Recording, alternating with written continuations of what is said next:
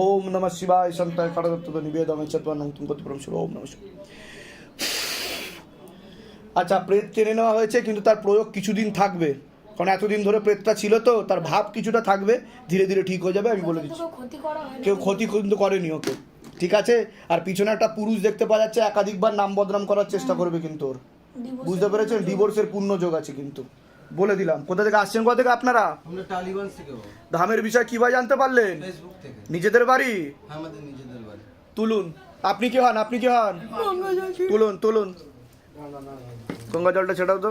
নেন, তুলুন তুলুন তুলুন তুলুন তুলুন। ও প্রেত চলে গেছে, প্রেত চলে গেছে।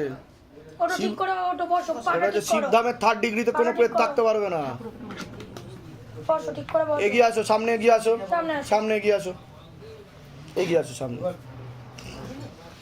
কালো কালো। কি কি সমস্যা হতো তোমার? কি কি সমস্যা হতো তোমার? মাথা ব্যথা করতো। আর কি কি অনুভব করতে, তুমি কি ফিল করতে? লেবুটা দাও। বুকের ভেতর যেন কি আছে।